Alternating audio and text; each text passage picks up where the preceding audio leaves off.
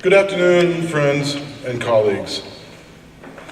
In October of 1963, President Kennedy set forth his vision for the future of the arts when he spoke at Amherst College, saying, "I see little of more importance to the future of our country and our civilization than full recognition of the place of the artist. I look forward to an America which will reward achievement in the arts as we reward achievement in business or statecraft. I look forward to an America which will steadily raise the standards of artistic accomplishment and which will steadily enlarge cultural opportunities for all of our citizens." Kennedy's inspiring message, delivered less than a month before his tragic assassination, recognized the value of the artist in society. And yet, more than 50 years later, we have to ask ourselves if his vision has been realized. In so many ways, it appears his words have been neglected, and the greatest threat to a thriving future for the arts in America is the persistent and often unchallenged negative rhetoric about the future of the arts in America. This negative view has been around a very long time. We have articles with headlines that proclaim 25 symphonies doomed to die, which would be of more concern if the articles were not published in 1970, and if not for the fact that all of the orchestras destined for doom remain vital today. We have a document written by the president of the board of the Chicago Symphony who said, "The Chicago Symphony now must solve a problem which has arisen from economic conditions beyond its control. A deficit has been incurred, and undoubtedly there will be annual deficits for some years to come. This affects the future of the orchestra, and our problem does not differ in kind from the financial problem that faces each of the major orchestras in the United States." This is especially troubling, isn't it? That an orchestra as great as the Chicago Symphony could face this predicament? I would be more alarmed had this not been written in April of 1940. Despite all of this negativity, our orchestras continue to thrive in a difficult economic environment. This season alone, the musicians of the Nashville Symphony earned a 10.9% raise over 2 years, and the musicians of the Kansas City Symphony earned raises that amount to nearly 20% over the term of their new contract. The Indianapolis Symphony received a $10 million gift, and the New York Philharmonic received a $25 million gift. The Omaha Symphony saw a record-breaking attendance, and the Chicago Symphony saw record-breaking ticket sales. The latest studies show that charitable giving to the arts rose 6.8% in 2015.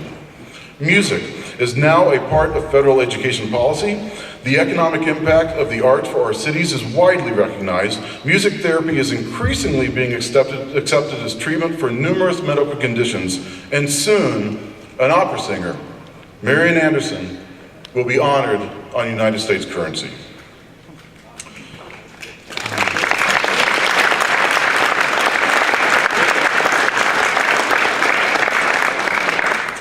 And yet, seemingly inexplicably, the negative perception remains. The musicians of ICSOM's newest member, the Grand Rapids Symphony, recently completed a year-long negotiation, one where they fought off potentially devastating cuts by utilizing new techniques and mastering public relation messages that served to win the support of the entire community and change the negative viewpoints of their board.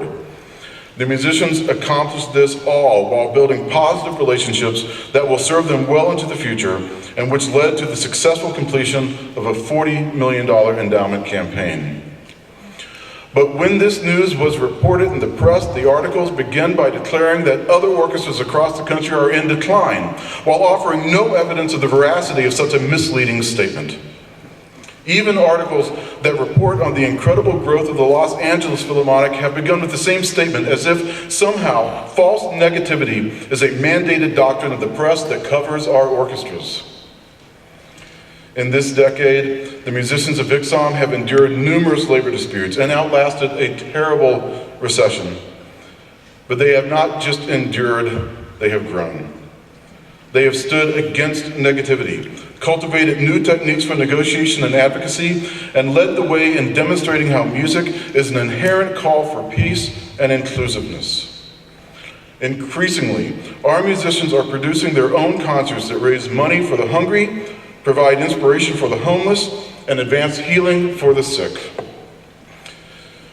In an all too often violent world, the musicians of ICSOM stand united in proclaiming that every note we play, every lesson we teach, every concert we perform is a statement against violence and a statement for unity and peace in the world.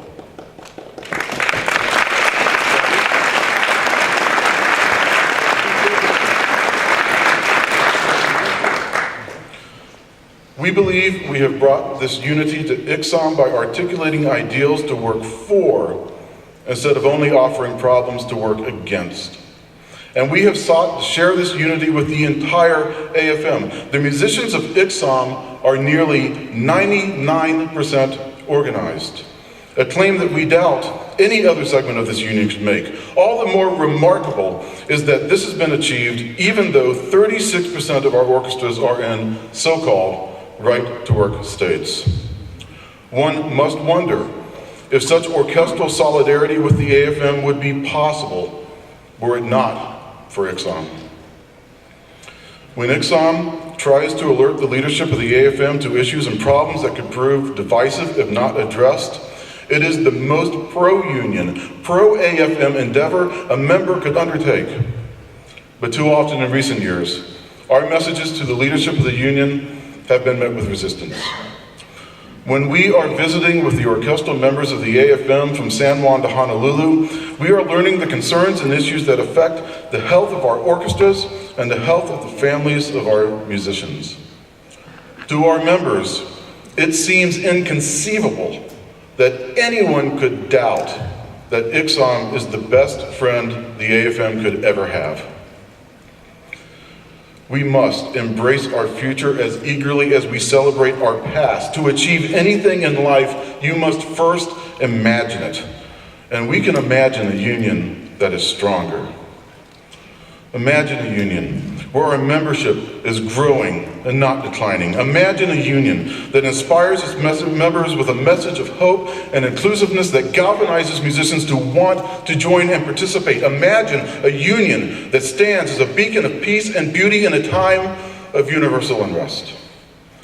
We must embrace new media. We must embrace new ideals. We must embrace new technologies. And we must be on the forefront of the astute and thoughtful use of the tools that the modern world has provided us. We live in a media-driven world where community relations campaigns are an essential part of any negotiation. Embracing new tools does not represent a surrender of tradition or solidarity. It represents a crucial step in the preservation of our many institutions. As the great composer Gustav Mahler once wrote, tradition is not the worship of ashes, but is the preservation of fire. Should we fail to offer this message of hope to our members and to the entire world, we will be left clutching nothing more than a fistful of rain. In our troubled world, a world that often slumps at the weight of its burdens, humanity will always persevere in the face of violence. And music will forever be a response to hatred. The great violinist Bronislaw Huberman, a man responsible for saving thousands of Jewish musicians from the Holocaust through the creation of the Palestine Symphony, once wrote that the true artist does not create art as an end in itself. He creates art for human beings. Humanity is the goal. Imagine a union that spreads this message of hope far beyond its membership. That is the union I imagined in those early days in Norfolk, Virginia, when I was 15 years old and my teachers took me to get my first union card at Local 125. Now, as I prepare to step away from my position as chair of ICSOM this August, a position I have been honored to hold longer than anyone before me, a union of hope remains the union I imagine is possible to achieve. I want to thank you all for the friendship and support you have shown me in this decade. After all of this time, I still believe even more deeply in the message of hope that ICSOM has articulated for this union. I have no doubt that by effectively sharing a vision of the hope for the world that all music provides, and by standing as a beacon of peace, and by truly inspiring our members as the united network of friends that they are, the AFM can become the union that we all have always imagined. Thank you very much.